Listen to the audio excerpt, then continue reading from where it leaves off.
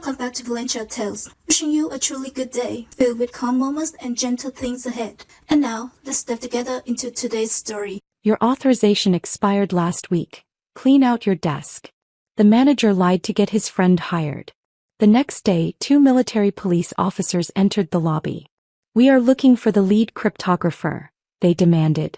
The manager pointed to his friend. The officer shook his head. No. The one with the codes. Where is she? Your authorization expired last week, Marcus said, sliding the paper across the conference table with a smirk that made my blood simmer. Clean out your desk. I picked up the document. Company letterhead, Arial font, complete fabrication. My top secret clearance supposedly revoked due to administrative lapse. The same clearance I knew for a fact was active through March 2027. Before we continue, I want to thank you for joining me in sharing these stories that matter. If you believe that expertise and competence should never be replaced by politics and connections, please consider subscribing. It's free and helps us reach more people who need to hear this. Now let's see how this unfolds. This is fraudulent, I said calmly, though my heart was hammering against my ribs. The paperwork speaks for itself, Victoria. He leaned back in his chair like a man who'd already won. We need your badge, your access token, and the encryption keys. That's when I knew. He wasn't just firing me. He was trying to steal 12 years of work I'd built with my own hands. The digital fortress that protected 17 federal agencies. The system that only I knew how to operate. The keys aren't physical, Marcus, I said slowly. They're algorithmic sequences tied to my biometric profile. You can't just hand them to someone else. We have consultants who can handle the transition, he said dismissively, and I knew exactly which consultant he meant. His incompetent fraternity brother who thought firewalls were actual walls. I placed my badge on the table and walked out with my head high. Marcus thought he'd won. He had no idea he'd just activated a countdown that would bring military police to his door within 24 hours. Let me tell you how a woman who builds unbreakable systems taught a middle manager what real power looks like. My name is Victoria Hayes, and this is the story of the fortress I built. And the price Marcus paid for trying to take it. 12 years. That's how long I'd spent building encryption systems in a windowless vault that most people didn't even know existed. The kind of place where you pass through 4 security checkpoints just to reach your desk. Retinal scans. Fingerprint verification. Badge authentication. By the time I sat down at my workstation each morning, I'd been verified by systems that could spot a fake credential from a satellite in orbit. I'm a cryptographer for a defense contractor whose name I'm legally forbidden from speaking outside of a SEF, Sensitive Compartmented Information Facility. That's government terminology for a fortress where classified secrets live. My job is to create the digital locks that keep those secrets from spilling onto the internet and causing international incidents. Satellite communications, military networks, intelligence databases. When they need to stay hidden, they go through encryption protocols I designed with my own hands. Most people don't understand what I actually do. When I tell them I work in encryption, they nod politely and assume I deal with passwords or email security.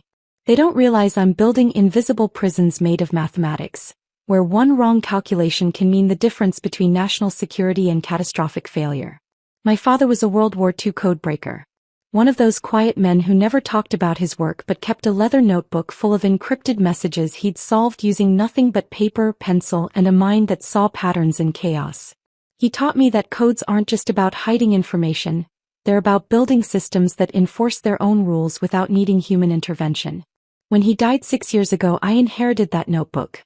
It sits on my desk now, a reminder that competence is built through discipline, not delegation.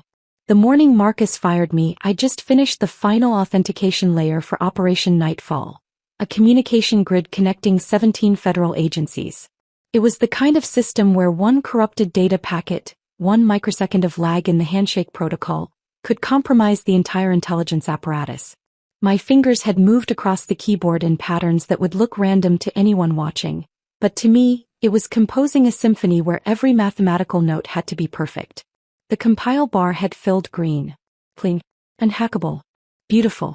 I'd initiated my standard lockdown protocol. Biometric logout, token extraction, triple verification, physical disconnect. I never cut corners. Not once in 12 years. That kind of discipline is why I still had a job in an industry where one mistake can end careers. Or worse, end lives. That's when Marcus had appeared at my workstation, hovering like a vulture. Victoria, HR needs to see you. Conference room B. Now. Conference room B was a glass box designed for maximum humiliation. Everyone walking past could see inside, could witness your professional execution in real time.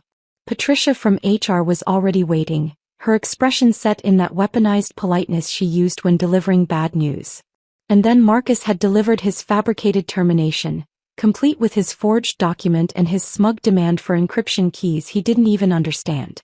But here's what Marcus didn't know about me. Here's what men like him never bother to learn about the people they're replacing. I don't just build systems. I build systems that protect themselves. 3 years ago, I'd implemented a fail-safe protocol buried so deep in the architecture that even our IT department didn't know it existed. A dead man's switch designed to trigger if the primary cryptographer was ever removed without proper federal authorization. It was meant to prevent hostile takeovers, foreign espionage, corporate sabotage. The kind of scenario where someone might try to force me out and steal access to classified military infrastructure. The system was simple. If Victoria Hayes's biometric profile was deactivated without confirmation from the Defense Counterintelligence and Security Agency, the entire encryption grid would assume the facility had been breached. It would lock down every file, every database, every communication channel into an encrypted state that could only be reversed by the original architect. By me. Marcus had just fired me based on a forged federal document. He'd removed my access credentials without any legitimate authorization from the actual government agencies that monitored my clearance. And in doing so, he'd activated a countdown he didn't even know existed. Walking out of that building, I passed Tommy at the security desk. He was the elderly guard who'd been there longer than the building itself, a retired Marine who still carried himself with military precision. He looked at me with genuine sadness in his weathered eyes. "Take care of yourself, Victoria," he said softly.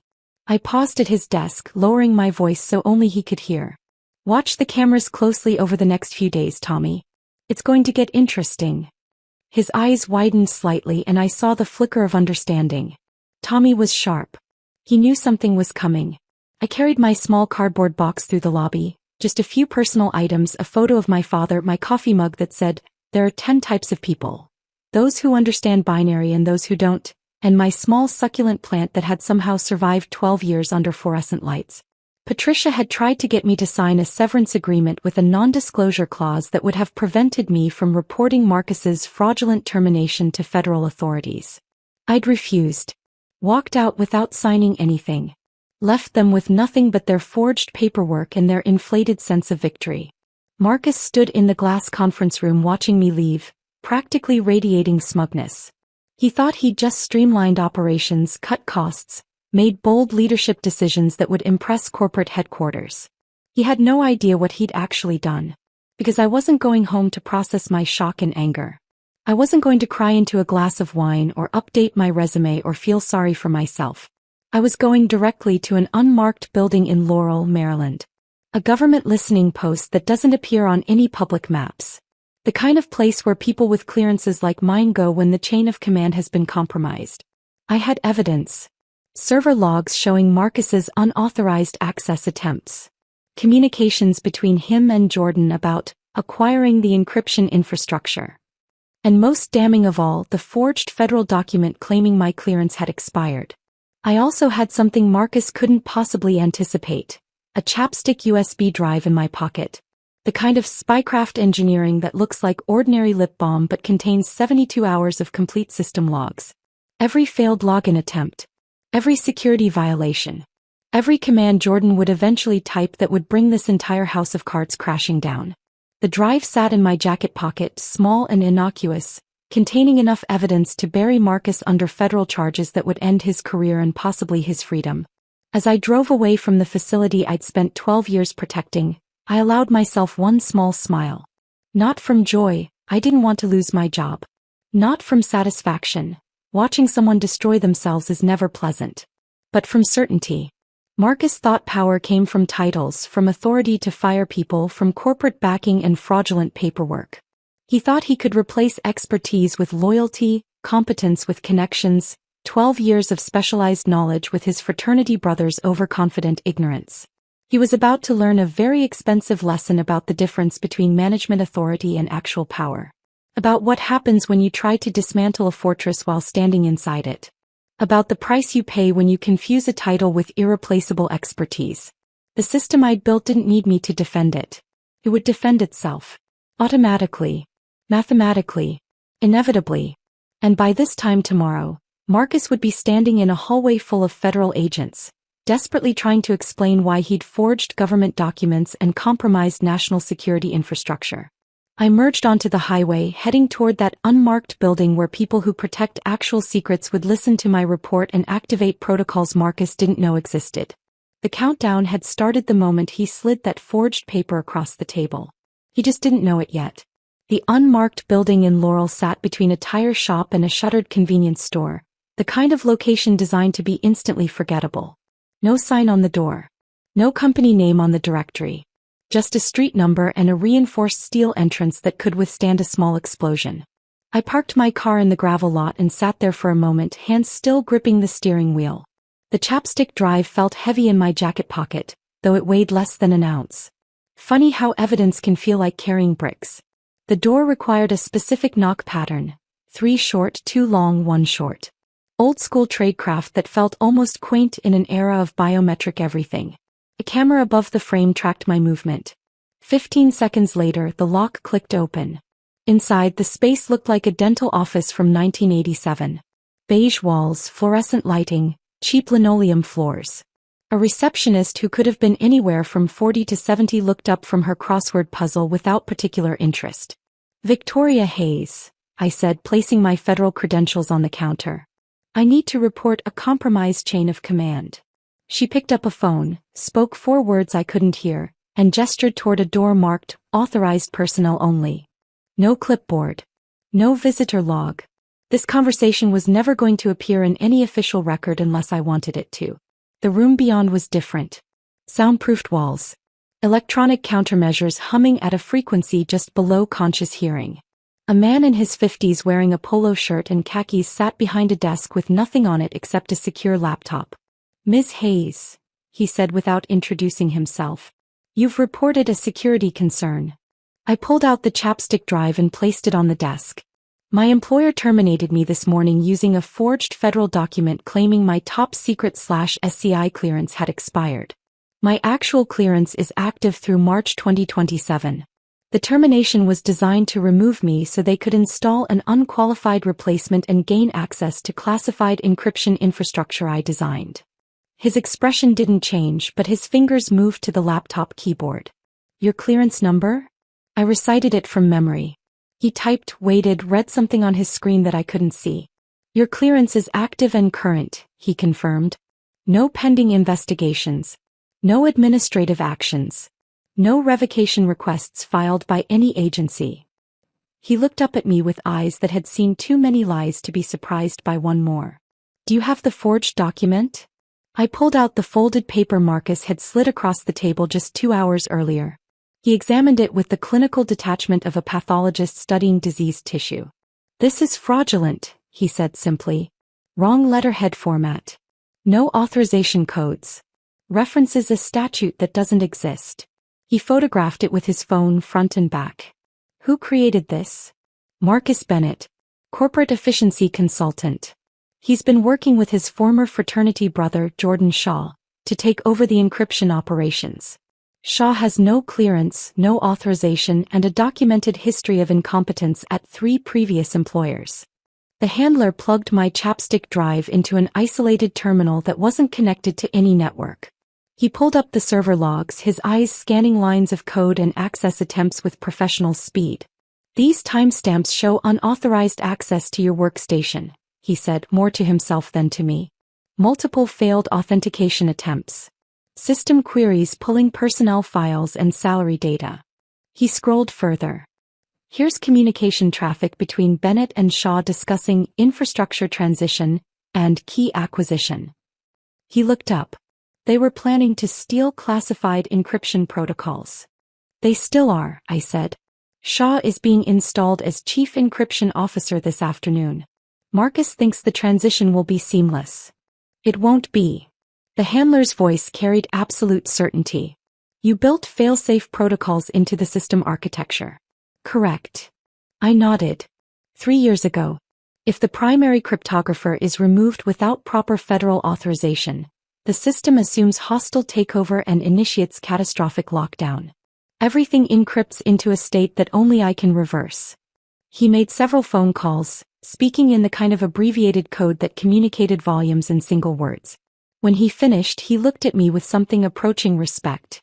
An asset preservation team will deploy tomorrow morning at 0700. We need you on standby for facility access and system restoration. He paused. Ms. Hayes, what you've reported constitutes federal fraud, falsification of government documents, and potential compromise of national security infrastructure. The individuals involved are looking at significant criminal liability. Good, I said and meant it. Maintain your normal routine. Don't contact the company. Don't attempt to access the system remotely. Let them make their mistakes. He handed back my chapstick drive. We'll handle this from here. I drove away from that forgettable building feeling something I hadn't felt in years. Not satisfaction. This wasn't personal. Not vindication. I didn't need validation from anyone. It was certainty. The mathematical certainty that comes from watching a flawed equation collapse under its own logic. By the time I got home, Marcus had already started his victory lap.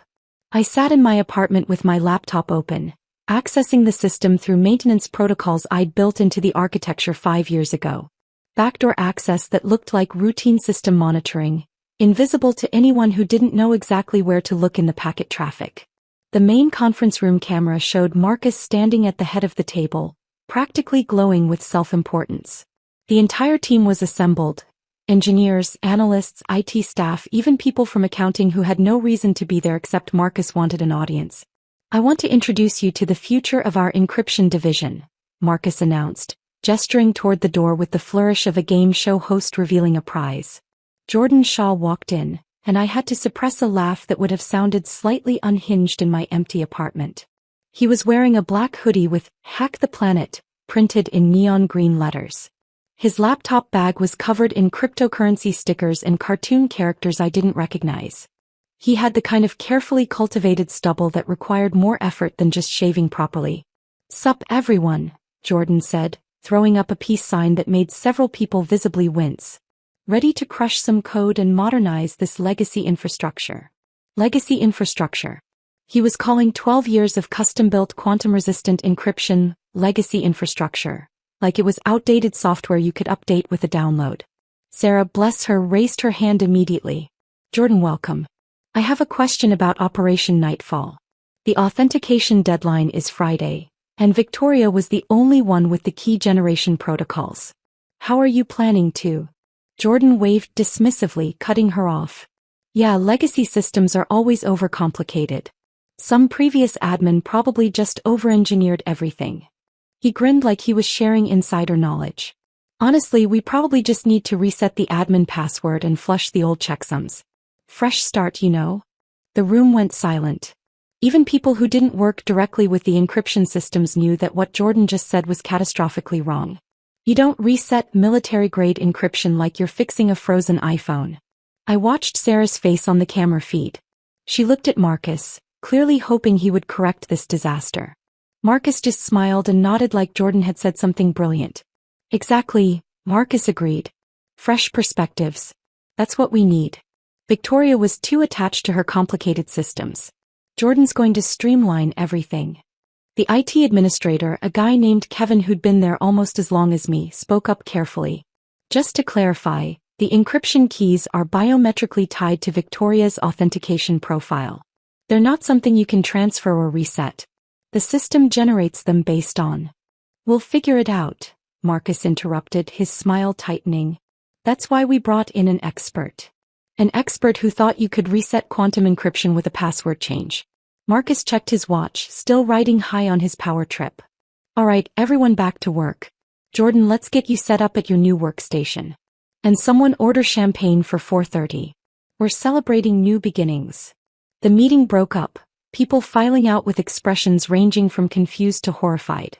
Sarah lingered, clearly wanting to say something, but Marcus was already escorting Jordan down the hallway toward my old office. My office, where Jordan would sit in my chair, use my terminal, and attempt to operate systems he couldn't begin to comprehend. I switched camera views, watching them enter the server room. Jordan looked around like a tourist visiting a museum, completely disconnected from the reality that this wasn't just technology, it was the digital equivalent of a nuclear reactor. One wrong move and everything would melt down. "So this is Command Central," Jordan said, setting his laptop down on my desk. On my desk, where I'd spent 12 years building something that actually mattered. Marcus clapped him on the shoulder. "It's all yours now, buddy. Show them what fresh thinking can do." Jordan cracked his knuckles theatrically and logged into the terminal using administrative credentials that Marcus must have obtained through some combination of authority abuse and IT intimidation. I leaned back in my chair watching this unfold on my laptop screen. In a few hours, Jordan would start making changes. And when he did, the system I'd built would respond exactly as I'd designed it to. Not out of revenge. Not out of malice. Just mathematics. Just logic.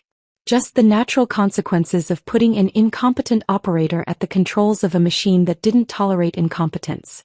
Marcus sent out a company-wide email at 3:47 p.m. Join us in celebrating operational excellence and bold leadership decisions. Conference room at 4:30.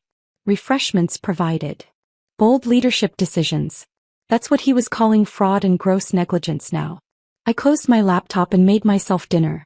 Pasta with olive oil and garlic. Simple. Efficient. Perfect. By the time I finished eating, Jordan would be sitting at my terminal making his first catastrophic mistake. And Marcus would still have no idea that the countdown had already started. I finished my pasta and rinsed the plate, moving through the motions of normalcy while my laptop sat open on the kitchen counter. Camera feeds showing Jordan settling into my chair like a conquering hero claiming new territory. He propped his feet up on the console, shoes still on, crossing them at the ankles like he was watching television in his living room. Then he pulled out a family-sized bag of Cheetos and started eating while staring at the screens that controlled encryption for 17 federal agencies. Orange dust. On my keyboard. On my desk. On equipment that cost more than his car. I poured myself a glass of water and leaned against the counter, watching this disaster unfold in real time. Jordan opened a terminal window and started typing. I recognized immediately what he was trying to do. He was attempting to pull code from GitHub, public internet repositories, into a closed SCIF environment that was isolated from external networks by design. The firewall rejected his request instantly. Error message. External connection blocked. Security protocol violation. He frowned, tried again with slightly different syntax. Same result. Stupid firewall. I heard him mutter through the audio feed. Kevin, the IT administrator, walked by and glanced at Jordan's screen. His face went pale. "Jordan, you can't access external repositories from inside the SCIF. It's a closed network. That's the whole point of—" "I know what I'm doing," Jordan interrupted without looking up. "I just need to disable some of these legacy security restrictions." Legacy security restrictions. He meant the protocols that prevented foreign intelligence agencies from injecting malicious code into classified military systems. Kevin opened his mouth, clearly wanting to explain why that was catastrophically wrong, but Marcus appeared in the doorway with coffee and that insufferable smile. "Everything going well?" Marcus asked. "Yeah, just familiarizing myself with the infrastructure," Jordan said, wiping orange Cheeto dust on his jeans. "Definitely some over-engineered complexity here, but nothing I can't streamline." Marcus beamed like a proud parent. Kevin quietly left the room. Sarah appeared a few minutes later, carrying a tablet with notes. She had that careful expression people develop when they need to deliver bad news to someone who doesn't want to hear it. "Jordan, I have some questions about the Operation Nightfall authentication sequence," she said, her voice professionally neutral. "The handshake protocol requires biometric verification from the primary cryptographer every 6 hours, and the next cycle is in," she checked her watch, 43 minutes. "How are you planning to handle that without Victoria's credentials?" Jordan leaned back in my chair, lacing his fingers behind his head. "Sarah, right? Here's the thing about legacy systems. They're built with unnecessary dependencies because the previous admin wanted job security. What we need to do is leverage agile methodologies to pivot the authentication architecture toward a more scalable, user-friendly paradigm. I actually laughed out loud in my kitchen. Agile methodologies. Pivot the authentication architecture. It was like listening to someone try to defuse a bomb using inspirational quotes from a business seminar. Sarah's expression didn't change, but I knew her well enough to see the horror behind her professional mask. So you're saying you don't have a plan for the authentication cycle that starts in 42 minutes? I'm saying we're going to innovate past the need for complicated authentication cycles, Jordan said, turning back to his screen dismissively. Sarah looked directly at the security camera in the corner. Looked right at me even though she couldn't know I was watching. Her message was clear. This is insane and we both know it.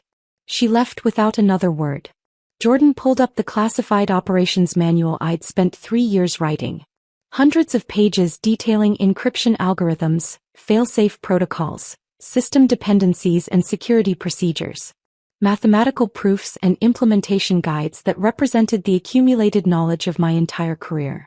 He skimmed through it like he was browsing a restaurant menu, scrolling past complex formulas and system diagrams with the attention span of someone watching social media videos. He opened a notepad and started making annotations.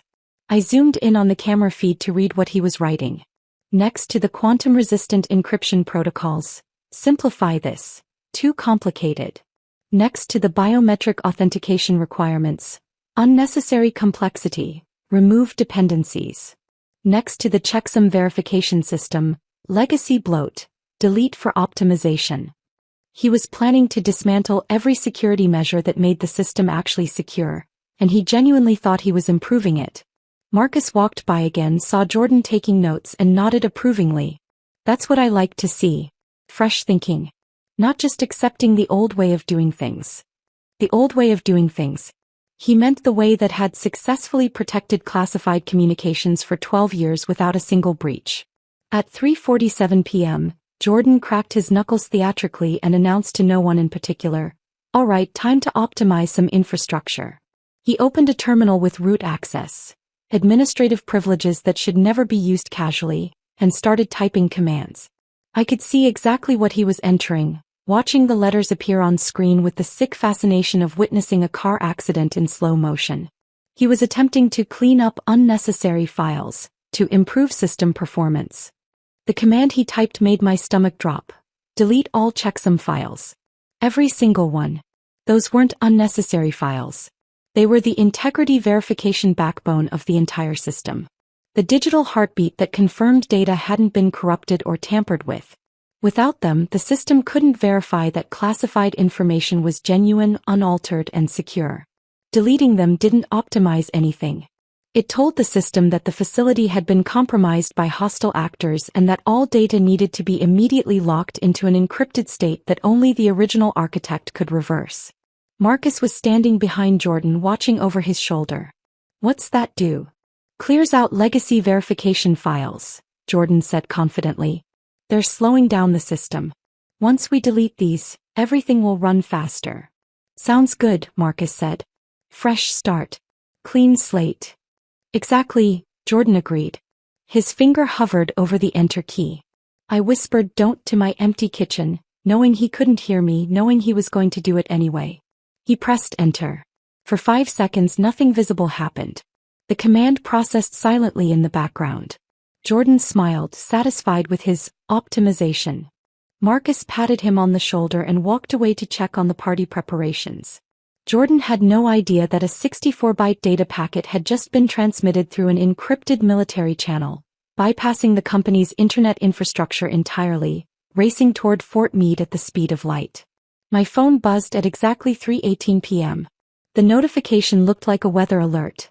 "Severe storm warning for your area." I opened the encrypted app. A secure chat window appeared with designation codes instead of names. Handler 6. Vault compromise detected. Node Atlas 7 shows integrity failure. Did you authorize checksum deletion? My fingers moved across the phone keyboard. Architect 1. Negative. Terminated 0800 hours this morning. Current operators are unauthorized. Termination based on fraudulent documentation.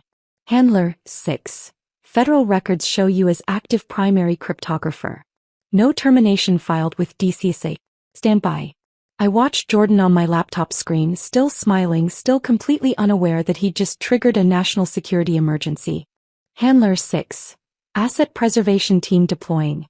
ETA 0700 tomorrow. Maintain communications blackout. Do not engage with company personnel. Architect 1. Understood. I set my phone down and turned my attention back to the camera feeds. Jordan's screen was starting to show the first signs of catastrophic failure. File names that should have read encryption_protocol_7.dat were now displaying as random character strings. XK9 $MP2 at QL5 $NR8. Directory structures were collapsing. Access permissions were reverting to locked status across the board. Jordan's smile faded. He leaned forward, typing frantically. What the? Sarah walked by, saw his screen and stopped. Jordan, what did you do? I just cleared some old files, he said, voice climbing an octave. The system's acting weird now. What files? Sarah demanded. Just checksums or something. They were taking up space. You deleted the checksums? Sarah's professional composure cracked completely. Do you have any idea what those do? Marcus appeared, drawn by Sarah's raised voice. What's going on? The system is corrupted, Sarah said, pointing at Jordan's screen where file names were continuing their transformation into digital gibberish. He deleted the integrity verification files. So we restore them from backup, Marcus said dismissively. There is no backup, Sarah said, her voice tight with barely controlled panic. Those files were generated in real time based on the primary cryptographer's biometric profile. Victoria's profile. You can't just restore them. They have to be regenerated by the original architect. Marcus's face went pale. Jordan, fix this. I'm trying. Jordan was typing rapidly now, entering commands copied from what looked like a forum post on his second monitor. Nothing was working. Maybe if I restart the system. No. Sarah grabbed his hand before he could reach the power button. Don't restart anything. You'll make it worse. Jordan shook her off. I know what I'm doing. He reached for the main server rack and pressed the power button. Hard shutdown. No graceful exit procedures. No system checks. Just immediate, violent termination of every process running across 17 federal agencies. Sarah actually gasped. The screens went black. The server fans spun down to silence. And somewhere in Fort Meade, alarms were definitely starting to sound. Marcus stood frozen, finally understanding that something had gone terribly wrong. Jordan, tell me you can fix this. Jordan stared at the blank screens, orange Cheeto dust still on his fingers. It just needs to reboot. Give it a minute. In my kitchen, I closed my laptop and finished my water. The servers would reboot. The lights would come back on. And every single one of them would be pulsing red. Critical system failure, catastrophic data compromise, federal emergency protocols activated. Marcus and Jordan just didn't know it yet. But they would. Very soon. The server room fans were the first thing to spin back up after Jordan's forced reboot. A low whir that built gradually to a steady hum. Then the screens flickered to life, one by one, bathing the room in the cold glow of electronic resurrection. Marcus and Jordan both leaned forward, waiting for the familiar green status lights that would signal everything was fine, that Jordan's optimization had worked exactly as planned. The lights came on. Every single one of them was red. Not amber. Not yellow. Not the cautionary orange that meant warning, check this. Pure pulsing red. The color of critical system failure. The color of catastrophic compromise. The color that meant 17 federal agencies had just lost secure communications and someone was going to prison for it. That's not normal, right? Jordan's voice had lost all its confident swagger. He sounded like a kid who'd just broken something expensive and irreplaceable. Marcus stared at the screens, his face illuminated by the angry crimson pulse. Fix it. I'm trying. Jordan's fingers flew across the keyboard, typing commands with increasing desperation. Each one returned the same response in cold, unforgiving text. Authentication failed, architect access required. He tried again. Same message. Same message. Sarah had left an hour ago, walking out without a word after Jordan refused to listen to her warnings. Most of the office had emptied by 5 p.m., people grabbing their belongings and fleeing like passengers abandoning a sinking ship. Only Marcus and Jordan remained, along with Kevin, the IT administrator who stood in the doorway looking like a man watching a natural disaster unfold. "Kevin," Marcus barked, desperation creeping into his voice. "Get in here. We need your expertise." Kevin walked slowly into the server room, his eyes scanning the screens with the clinical detachment of a doctor examining a terminal patient. He read the error messages, checked the system logs, and examined the pulsing countdown timer that had appeared in the corner of every monitor. "What's that clock?" Marcus demanded, pointing at the numbers ticking downward. "What does that mean?" Kevin's voice was quiet, resigned. "That's the fail deadly protocol. These systems are designed to assume the worst if they can't verify legitimate access. If authentication isn't restored within 12 hours, they automatically purge all data to prevent enemy capture." The color drained from Marcus's face. "Enemy capture? This is Maryland, not a war zone." "The system doesn't know that," Kevin interrupted. "From its perspective, the primary cryptographer just disappeared. Someone deleted critical security files, and now unauthorized users are trying to access classified military communications. It thinks the facility has been compromised. So we prove we're authorized," Marcus said, grabbing Jordan's shoulder. "Show it your credentials. Your ID. Something." Jordan tried. He entered his newly created user credentials, his employee ID number, even his social security number in increasingly desperate combinations. The system rejected everything. "It's biometrically locked to Victoria Hayes," Kevin said flatly. "The system literally doesn't recognize anyone else as having authority to operate it. You'd have better luck trying to use someone else's fingerprint to unlock their iPhone." Marcus's hands were shaking now. "Then we call the vendor. The company that built this. They'll have a master override or something." The support contract was tied to Victoria's authentication profile, Jordan admitted quietly, not meeting Marcus's eyes. "When you revoked her access, the vendor portal locked automatically. It's a security feature. I found out when I tried to log in earlier." Marcus turned on him with sudden fury. "And you didn't think to mention that before you started deleting files? You told me to optimize the system." Jordan shot back. "You said fresh start, clean slate. I didn't tell you to break everything." Kevin cleared his throat. "Can we unplug the servers? Just shut everything down and start over." "No," Kevin said, and there was something almost sympathetic in his voice. "Battery backups. The moment you cut main power, the UPS systems kick in. And the fail deadly protocol interprets power loss as a hostile action. It accelerates the purge from 12 hours to 30 minutes. Marcus slumped into the chair Jordan had vacated, his expensive suit wrinkled, his carefully styled hair falling into his face. "There has to be something we can do." Kevin looked at the countdown timer. 10 hours and 47 minutes remaining. "You could call Victoria Hayes and ask her to come back." "I fired her," Marcus said, the words tasting like poison. "I escorted her out of the building. I told her she was a security liability." "Then you'd better hope she's feeling generous," Kevin said and walked out of the server room. Marcus pulled out his phone and dialed my number. I was sitting on my couch, reading a book about World War II code breaking that had belonged to my father.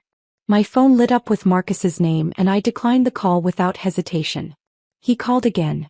Declined. Declined. He switched to text messages.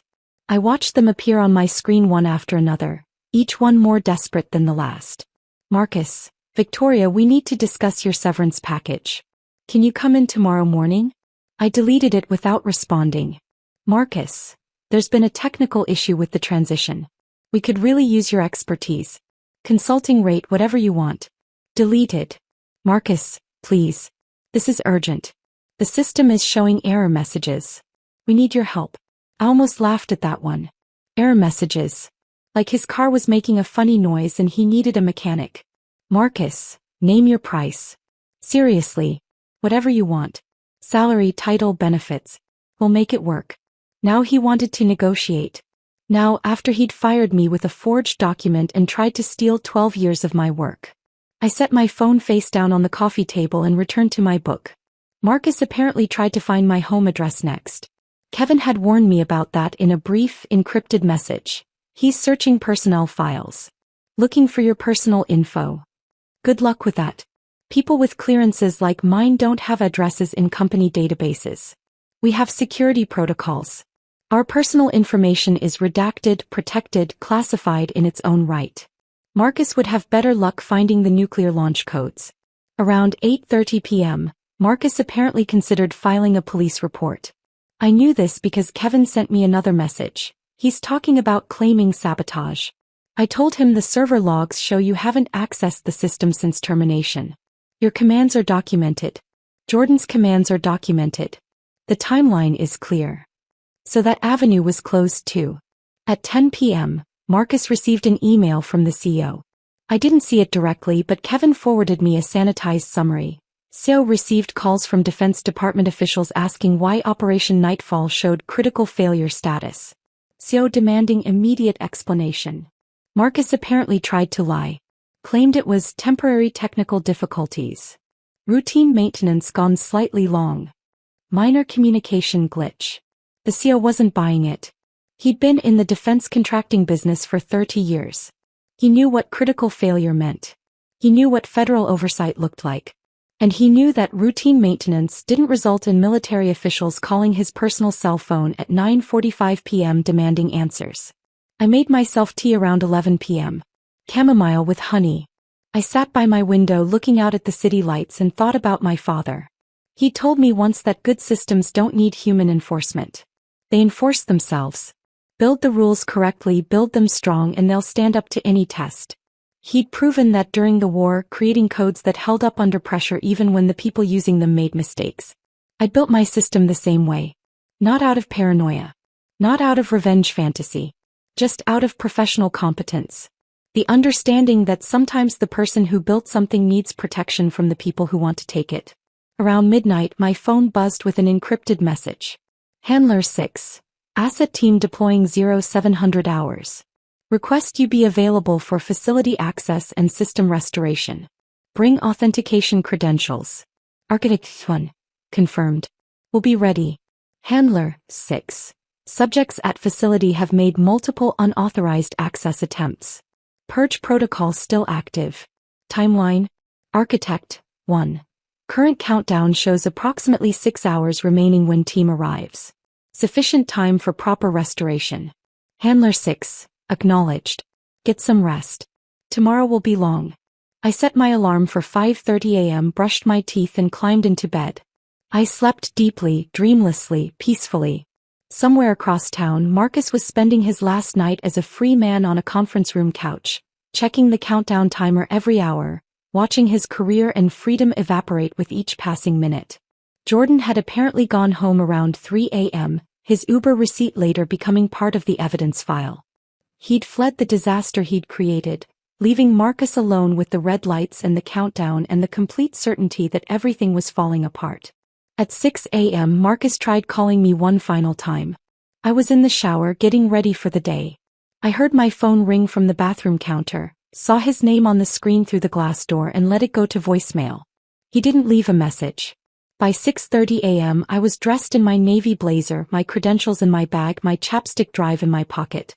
I made coffee and drank it slowly, watching the sunrise paint my apartment in shades of gold and amber. My phone showed a news alert. Federal vehicles spotted at defense contractor facility. Developing story. The asset team had arrived. I rinsed my coffee cup, grabbed my keys and headed for the door. Marcus's long night was over. The reckoning had begun.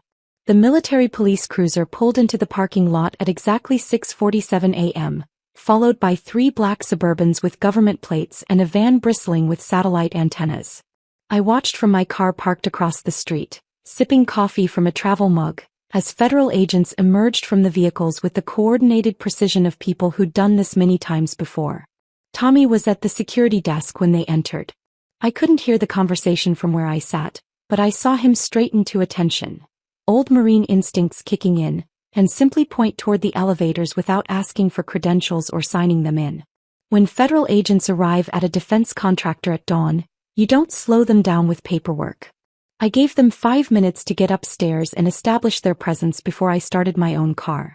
The lobby was eerily quiet when I entered at 6:55 a.m., flanked by the two MPs who'd been assigned to escort me. Their tactical gear and sidearms drew every eye in the room. Conversations died mid-sentence. Someone dropped a coffee cup and it shattered on the tile floor, the sound unnaturally loud in the sudden silence. I walked past the reception desk where I'd checked in every morning for 12 years, past the security turnstiles that had authenticated my credentials thousands of times, toward the elevators that would carry me back to the fortress I'd built. The MPs didn't speak.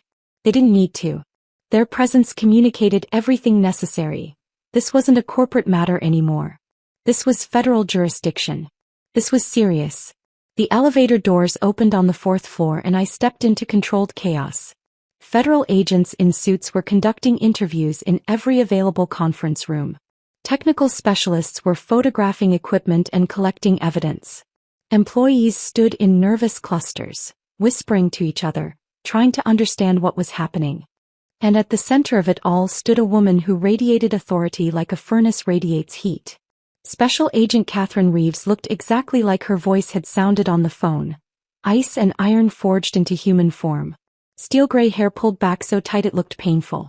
Charcoal suit without a single wrinkle. Federal credentials clipped to her belt where everyone could see them. She was speaking to one of her technical specialists, her voice low and clipped when she noticed my arrival. Our eyes met across the hallway. She gave me a single, almost imperceptible nod of acknowledgement, then turned back to her team. "We are looking for the lead cryptographer," Agent Reeves announced, her voice cutting through the murmur of anxious conversation like a blade through silk. "Who is the current authorized operator of the classified encryption systems?"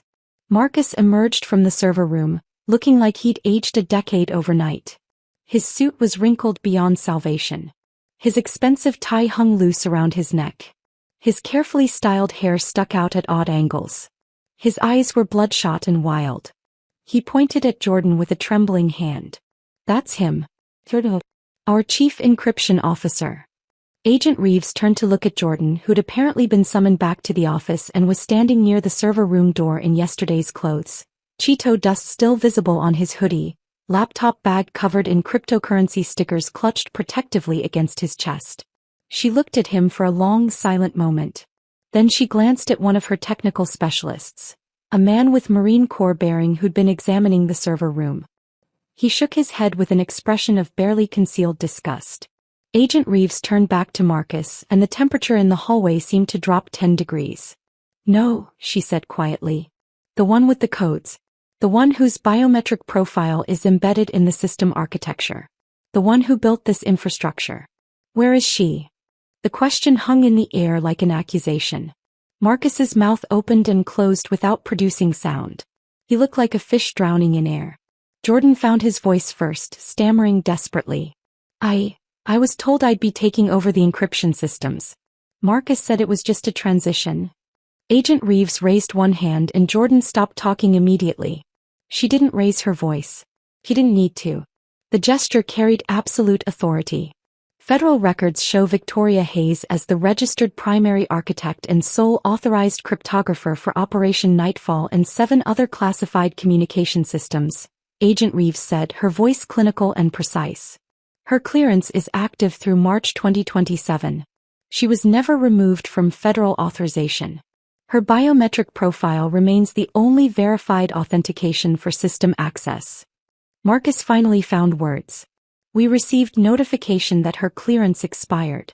We have documentation." "Show me," Agent Reeves demanded. Marcus fumbled in his jacket pocket and produced a crumpled copy of the termination letter he'd given me yesterday. Agent Reeves took it, examining both sides with the careful attention of someone trained to spot forgeries. "This document is fraudulent," she said flatly.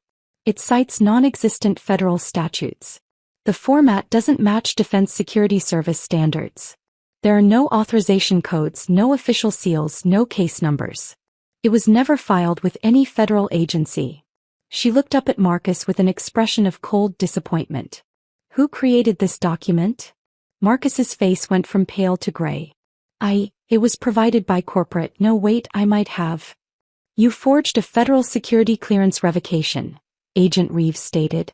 "It wasn't a question. I was trying to cut costs," Marcus said, his voice cracking. The company needed to streamline operations. He was expensive. Jordan said he could do the work for half the salary. And how is that working out? Agent Reeves asked, gesturing toward the server room where red lights still pulsed their warning of catastrophic failure. Marcus had no answer. That's when I stepped forward, the MPs moving with me like shadows. The hallway went silent again. Employees who'd avoided eye contact with me yesterday when I'd been escorted out in humiliation now stared openly. Some looked relieved. Others looked ashamed. Sarah had tears in her eyes. I walked directly to Agent Reeves, ignoring Marcus completely, pretending he didn't exist. I presented my federal credentials, the real ones, issued by the Defense Counterintelligence and Security Agency with proper seals and codes and authority. Agent Reeves, I'm Victoria Hayes. Lead cryptographer, clearance level TS/SEI, authorization number Victor Hotel 7773 Tango. She examined my credentials with professional thoroughness, comparing them to something on her tablet, then nodded with satisfaction. Ms. Hayes, we need you to restore the system immediately. He checked her watch.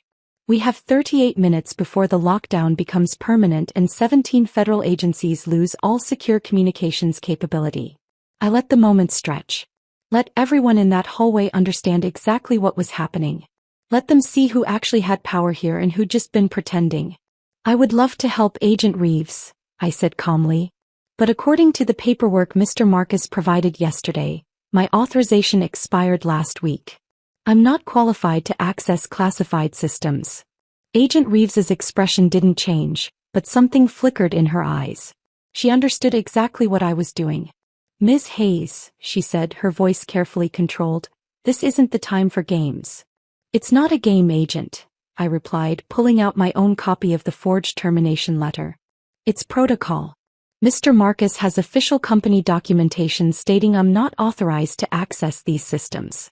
I'm simply following his directive to the letter. To violate his order would be insubordination, possibly even a security breach on my part. I handed her the document. She glanced at it, then back at me, and I saw the faintest hint of approval in her expression. He understood. The trap was perfect. Marcus had used fake federal authority to fire me. Now I was using his own lie to refuse to help, forcing him to either admit the document was fraudulent or watch 17 federal agencies go dark. Either way, he was finished. Agent Reeves turned to Marcus, her voice dropping to a dangerous quiet that was somehow more intimidating than shouting. Mr. Marcus, did you forge a federal security clearance revocation?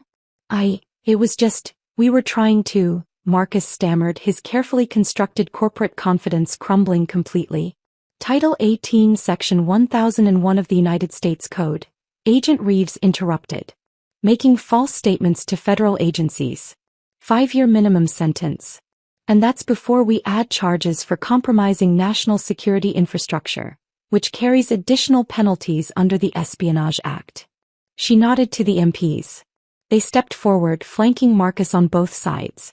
Marcus Bennett, you are being detained for questioning regarding fraud against the United States government, falsification of federal documents, and gross negligence in the handling of classified defense systems.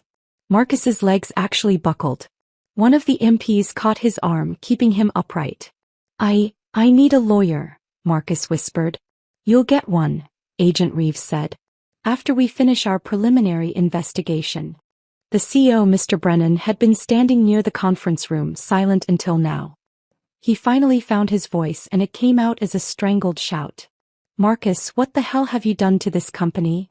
Marcus didn't answer. The MPs were already escorting him toward the elevator, each hand firm on his arms. He looked back once, his eyes finding mine, pleading silently for something. Mercy, intervention, help.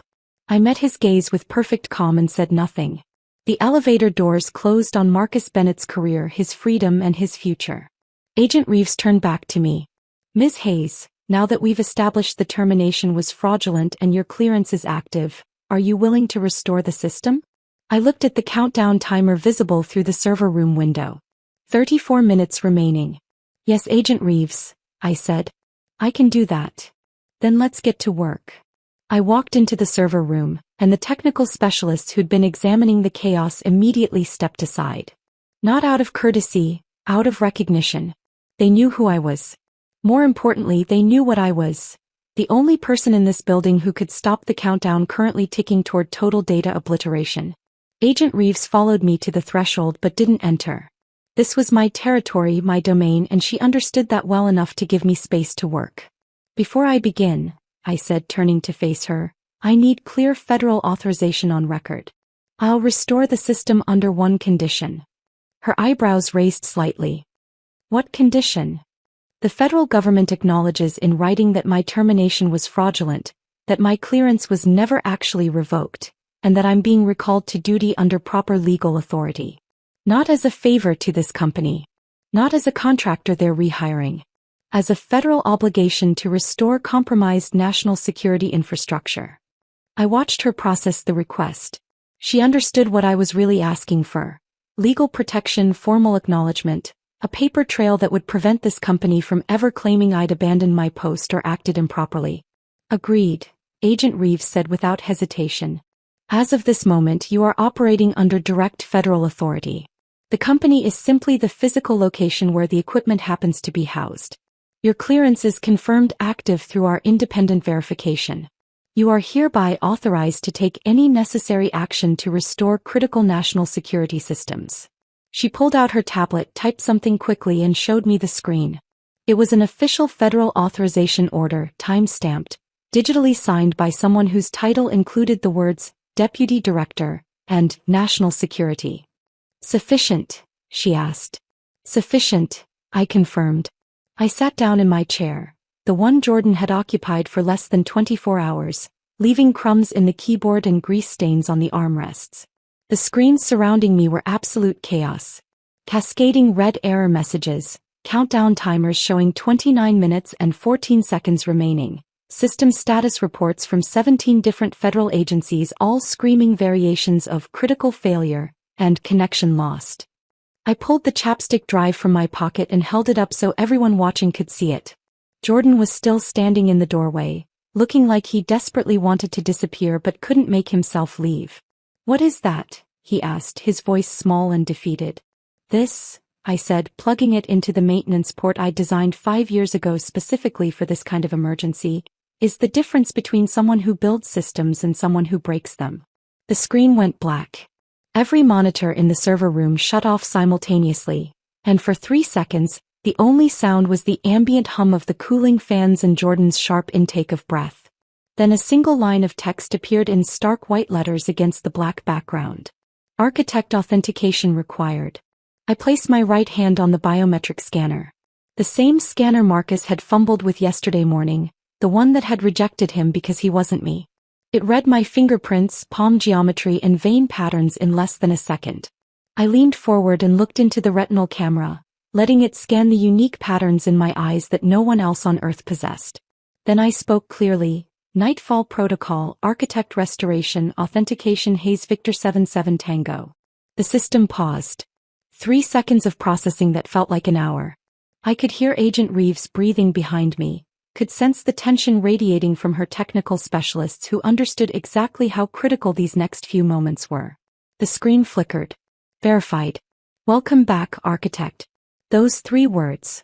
Words I'd programmed into the system myself years ago as a small piece of personal signature, brought visible relief to Agent Reeves's face. I saw her shoulders relax fractionally, saw one of her specialists exhale loudly. My fingers moved across the keyboard with the muscle memory of 12 years. I didn't need to think about the commands. They flowed naturally like a pianist playing a familiar piece. Abort purge sequence? Y/N. I typed Y. Restore checksums from secure backup? Y/N. I typed Y.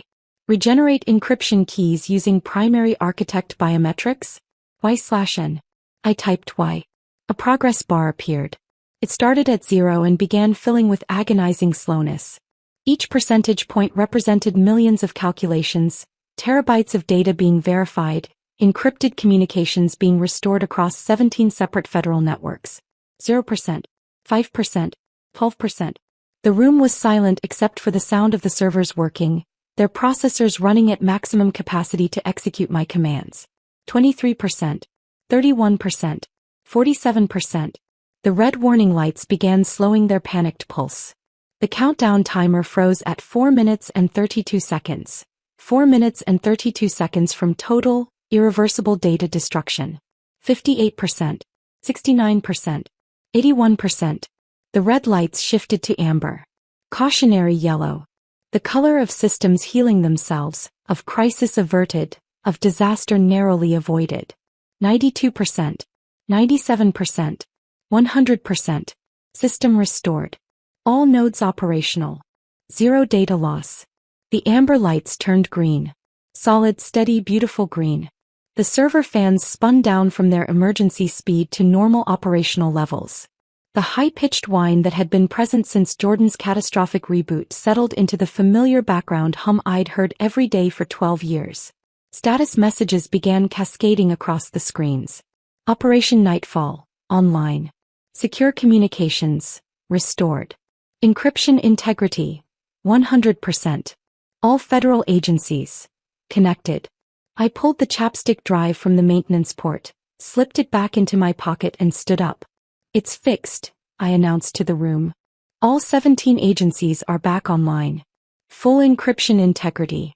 Zero data corruption. Zero information lost. Agent Reeves stepped into the server room, her technical specialists following. They examined the screens, verified the status reports, ran their own diagnostic checks. One of them, a woman with Marine Corps bearing and multiple security badges clipped to her belt, looked at me with something approaching awe. Ms. Hayes, she said quietly, we've been trying to develop fail-safe protocols like this for 3 years. Our best teams couldn't create anything this sophisticated. It took me 5 years to build it properly, I said. And another 3 to test every edge case. Systems like this don't happen quickly. Agent Reeves was reading something on her tablet, comparing it to the data flowing across the screens. When she looked up at me, her stern expression had softened into something that might have been respect. Ms. Hayes, what you just accomplished in 8 minutes would have taken our emergency response team at least 6 hours, and we probably would have lost 20 to 30% of the archived data. She paused. Your architecture is exceptional. Thank you, I said simply. She set her tablet down on the console. The Department of Defense would like to extend an offer of direct federal employment. Grade GS-14 starting position, with immediate elevation to GS-15 after your first performance review. No contractors. No corporate middlemen. You would answer directly to the Deputy Director of Defense Cybersecurity. Full federal benefits, pension, comprehensive clearance upgrades. Behind her, I could see Mr. Brennan, the CEO, standing in the hallway. His face had gone from gray to white. He looked like a man watching his company's future evaporate in real time. Victoria, he said, stepping forward desperately, we should discuss a retention package. I'm sure we can match whatever they're offering. Agent Reeves cut him off without even looking at him.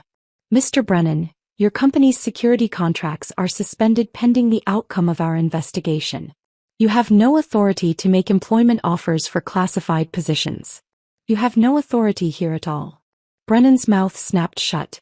I turned to Agent Reeves and met her eyes directly. I accept your offer, Agent. When do I start? Monday morning. 0600 hours. Fort Meade.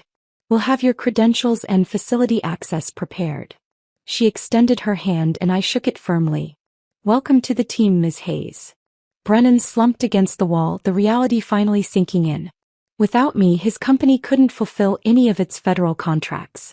Without those contracts, the company had no viable revenue stream. I was watching a multi-million-dollar business collapse in slow motion, killed by a middle manager's incompetence and greed. Agent Reeves's technical team was already beginning the formal evidence collection. They photographed every screen, documented every command Jordan had entered, captured every failed authorization attempt, every security protocol violation, every catastrophic decision that had led to this moment. Jordan was sitting on the floor now, back against the wall, looking like he'd just survived a car accident. Agent Reeves walked over to him, her expression professionally neutral but her voice carrying the weight of federal authority. Jordan Shaw, you are being charged with unauthorized access to classified defense systems and willful destruction of federal property. I didn't know, Jordan whispered. Marcus told me it was just updating old software. He said Victoria had overcomplicated everything and I just needed to simplify. Ignorance is not a defense, Agent Reeves said, her voice merciless. When you're operating on classified military infrastructure. You had no security clearance. No authorization. No competence. That combination just destroyed your future. She turned to address the room at large, her voice carrying to every employee still standing in the hallway watching this unfold. This company is facing suspension of all federal contracts, financial penalties that will likely exceed $40 million, and possible permanent disbarment from future government work. Brennan made a sound like he'd been physically struck. I watched all of this with professional detachment.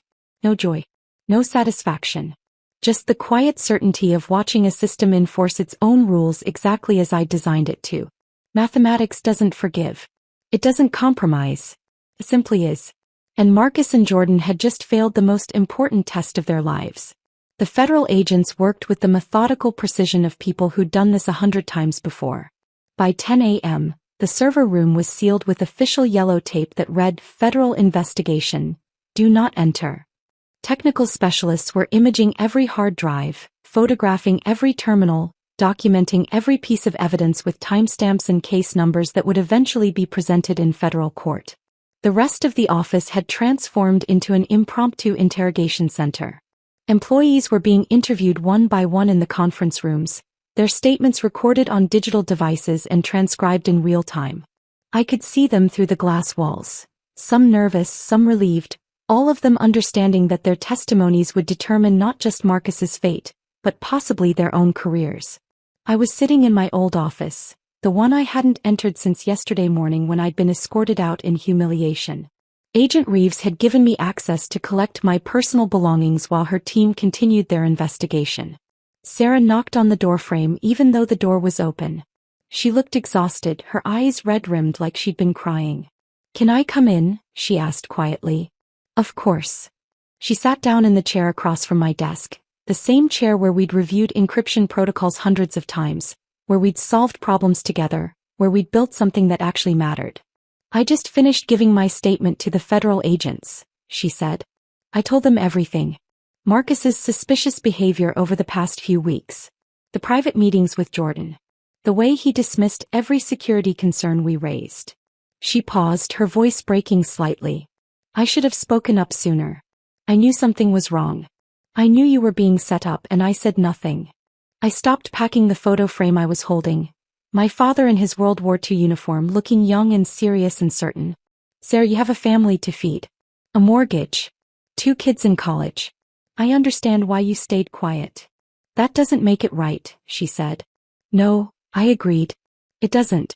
But maybe next time you'll remember that silence enables people like Marcus. That looking away when you see something wrong doesn't protect you, it just makes you complicit." She nodded, tears spilling over. "I'm so sorry, Victoria." "I know," I said gently. "And I forgive you. But don't forget this feeling. Use it. Be braver next time." She left after a few more minutes and I returned to packing my belongings. My coffee mug that said, "There are 10 types of people in the world. Those who understand binary and those who don't." My small succulent plant that had somehow survived 12 years under fluorescent lighting, testament to the resilience of living things in hostile environments. Kevin, the IT administrator, came by next. He handed me a folder of printed emails. "I gave these to the federal agents," he said. "They're the email chain where Marcus explicitly ordered me to grant Jordan administrative access without proper clearance verification. I told him it violated security protocols. He overruled me, said he'd take full responsibility." Kevin's expression was bitter. "Guess he's getting his wish." "Thank you for speaking up," I said. "Should have done it sooner," he muttered, echoing Sarah's regret. The pattern continued throughout the morning. Employees stopping by to apologize, to explain why they'd stayed silent, to ask if I understood. I did understand. Fear is a powerful motivator. So is self-preservation. I didn't blame them for being human. Tommy appeared in my doorway around noon, carrying something wrapped in brown paper. He looked uncomfortable, shifting his weight from foot to foot like a kid delivering a school presentation. "The security team wanted to give you this," he said, handing me the package. I unwrapped it carefully. Inside was a framed photograph of the facility exterior, professionally shot, with the American flag flying in the foreground. Around the mat, the security team had signed their names with a message in Tommy's careful handwriting. To the woman who actually kept us secure. My throat tightened unexpectedly. I'd spent 12 years being respected for my competence, but this was different. This was recognition of something deeper. That my work had mattered to people beyond just abstract national security concepts. Thank you, Tommy, I managed. This means more than you know. He nodded, blinking rapidly. We knew you were the real deal, Victoria. People like Marcus come and go. But people like you? You're why this place worked. After he left, I sat alone in my office for a few minutes, letting myself feel the weight of the past 24 hours. Not the vindication, that felt hollow and unsatisfying. But the validation. The confirmation that I'd built something worth protecting, that my work had value beyond my own pride. I found Jordan in the cafeteria around 1 p.m. He was sitting alone at a corner table holding a cardboard box containing what looked like his laptop, his phone charger, and a half-empty bag of Cheetos. His face was pale, his eyes unfocused, staring at nothing. I sat down across from him. He looked up, startled, like he'd forgotten other people existed. I really didn't understand what I was doing, he said quietly.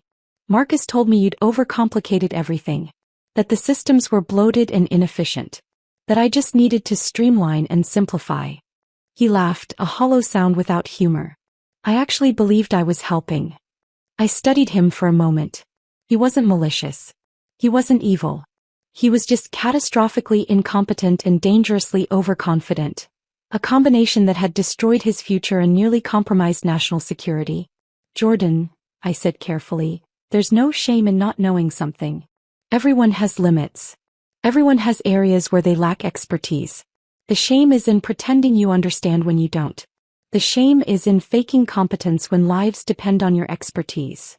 I just wanted to impress Marcus, he whispered. I wanted to prove I could do important work. Then you should have gotten the clearances. Taken the training. Spent years learning the systems before you touched them. I stood up.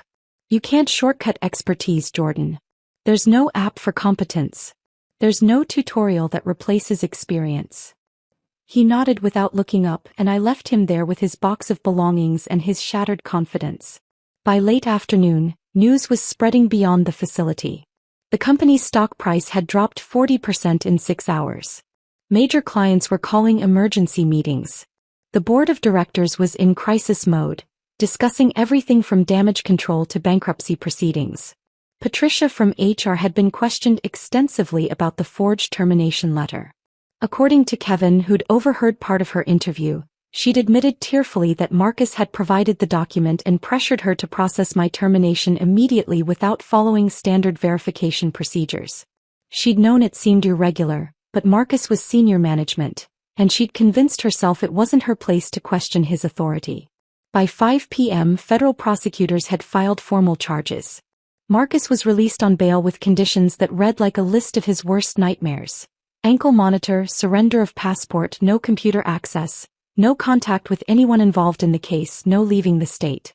His attorney, according to the news reports that were already starting to appear online, had reviewed the evidence and delivered grim news. The case was airtight. Digital forensics showing every command he'd authorized. Timestamps proving the document was created internally. Testimony from dozens of witnesses. The prosecutor's opening offer was 5 years in federal prison, permanent felony conviction, and financial restitution exceeding $800,000. Marcus's wife served him with divorce papers that same evening. The news spread through professional networks like wildfire. Nobody wanted to be associated with a federal criminal who'd compromised national security. His Georgetown alumni network scrubbed his profile from their website within hours. Professional organizations suspended his memberships. The company not only fired him but pressed their own charges for fraud and breach of contract. Within 48 hours, Marcus Bennett went from corporate efficiency consultant to unemployable felon facing federal prison. The transformation was so complete, so absolute that it almost felt unreal. I received updates throughout the weekend, not because I sought them out but because they found me. News articles. Encrypted messages from federal contacts. LinkedIn notifications showing mutual connections distancing themselves from Marcus's professional circle. I felt nothing watching his downfall. Not satisfaction. Not vindication. Not even pity. Just professional detachment. He'd made choices. Those choices had consequences. The system had worked exactly as designed. Saturday morning, a thick envelope arrived via courier from the Department of Defense. Inside was my welcome packet. Building access procedures, organizational charts showing my new team of 40 cryptographers, briefing schedules, security protocols, and a summary of my new responsibilities. I spent the weekend reading, preparing, organizing my life around this new reality. Sunday evening, as the sun was setting, I drove to Arlington National Cemetery. My father's grave was in Section 60, near other veterans of his generation. I placed fresh flowers on the headstone, simple white roses, his favorite. "I got promoted, Dad," I said quietly to the marble stone etched with his name and service dates. Turns out building something that actually matters is the best revenge. I thought about Marcus, about Jordan, about the company that had chosen politics over competence and loyalty over expertise. I felt no anger anymore. Just the quiet satisfaction of knowing that truth, eventually, always surfaces. That systems built properly enforce their own rules. That competence, in the end, is irreplaceable. I touched the cold marble one more time and walked back to my car. Monday morning would bring new challenges, new responsibilities, new work that mattered. But tonight I could rest knowing that justice, mathematical, impersonal, and absolute, had been served. Monday morning arrived with the kind of crisp clarity that makes everything feel possible. I woke at 5 a.m. without an alarm, my body already adjusting to the new rhythm. By 5:30 I was dressed in professional attire that felt different from what I'd worn at the contractor. Less corporate performance, more federal purpose. By 5:45 I was pulling into the parking lot at Fort Meade. The facility was massive in a way that made my old workplace look like a suburban dentist's office. Multiple buildings sprawled across secured acres, surrounded by fencing that didn't just keep people out. It made a statement about what happened to people who tried. Guard towers. Patrol vehicles. Security protocols layered so thick you could feel them before you saw them. I approached the first checkpoint and presented my new credentials. The guard examined them with professional thoroughness, compared my face to the photo, scanned the embedded chip, and nodded me through. Then came the second checkpoint. Retinal scan. Fingerprint verification. Vocal pattern recognition, where I had to speak my full name and authorization code into a microphone that analyzed the unique frequencies of my voice. By the time I reached the main building, I'd been authenticated by 6 separate systems, each one more sophisticated than anything we'd had at the contractor facility. My new office wasn't an office in any traditional sense. It was a command center. A room the size of a small gymnasium with wall-mounted displays showing real-time security status of every major federal network. Encryption integrity metrics. Threat assessments. Communication traffic patterns across 17 intelligence agencies. The kind of information that would make foreign governments kill for a single screenshot. My team was already assembled when I arrived at 5:57 a.m. 40 cryptographers, most of them younger than me but clearly selected for competence rather than connections. They stood when I entered, not out of corporate hierarchy but out of genuine respect for expertise. I walked to the front of the room and set my bag down on the console. "I'm Victoria Hayes," I said simply. "I don't care about politics, seniority, or ego. I care about one thing: building systems that don't break when they're tested. If you're here for titles and promotions, you're in the wrong room. If you're here to protect infrastructure that keeps people alive, we're going to work well together." The response was immediate. Nods of understanding. A few smiles. These were my people. Professionals who valued competence over performance, substance over style, results over resumes. A woman in her early 30s raised her hand. "Ma'am, we've been studying your architecture from the contractor incident. The fail-safe protocols, the biometric authentication layers, the dead man's switch implementation. We've never seen anything like it. It took me 5 years to build properly," I said. "And another 3 to test every edge case. Systems like that don't happen overnight. They require patience, discipline, and acceptance that perfection is iterative, not instantaneous." Agent Reeves appeared in the doorway at 6:15, carrying coffee and looking far more relaxed than she had during the crisis. She waited until I'd finished my initial briefing before approaching. "Welcome officially, Ms. Hayes," she said, extending her hand. "How's the team?" "Competent," I said. "That's all I need." She smiled slightly. I thought you'd want to know. Marcus Bennett took a plea deal this morning. 4 years in federal prison, permanent ban from government contracting, $850,000 in restitution. Jordan Shaw got 18 months and 5 years supervised probation. I absorbed the information without visible reaction. Thank you for letting me know. The company is finished, Reeves added. They'll announce bankruptcy proceedings by end of week. Without federal contracts, they have no viable business model. I nodded. It was exactly what I'd expected. Natural consequences following their inevitable course. By Tuesday, the news was official. The company that had fired me 3 days earlier was filing for Chapter 11 bankruptcy protection. The CEO resigned effective immediately. The board voted to liquidate assets and settle debts. Employees received termination notices with minimal severance packages. 2 weeks for most, nothing for the executives who'd enabled Marcus's schemes. Sarah called me that evening. Victoria, I just got laid off. They're shutting down the entire operation. I'm sorry, Sarah, I said and meant it. I was wondering. She hesitated. Would you be willing to provide a reference? For federal positions. Absolutely, I said without hesitation. Send me the contact information. Within a week, Sarah had 3 job offers from different defense contractors. Ones with actual respect for security protocols and professional competence. She accepted a position with better pay, better benefits, and most importantly, better leadership. The office building where I'd spent 12 years went up for sale in March. The server room I'd built was dismantled by federal technicians who documented every component for evidence preservation and future analysis. Equipment was auctioned. Furniture was liquidated. By May, the company that had chosen efficiency over expertise, loyalty over competence, and politics over security simply ceased to exist. I read about the final bankruptcy filing in a federal intelligence briefing. My old workplace had become a case study. An example of what happens when organizations prioritize short-term cost savings over long-term security infrastructure. Anonymous, of course. Sanitized for classification purposes. But anyone in the industry who followed the news knew exactly which company and which incident was being referenced. I felt no satisfaction in their destruction. Just professional observation. They'd made choices. Those choices had consequences. The market, like mathematics, doesn't care about intentions. 6 months into my new position, I was invited to brief senior Pentagon officials on encryption infrastructure vulnerabilities. The room was full of people with stars on their shoulders and decades of military service. I was the youngest person there by at least 15 years and the only woman. I stood at the podium and spoke with the same directness I'd always used. Systems are only as secure as the people who maintain them, I began. You can't outsource expertise. You can't replace experience with enthusiasm.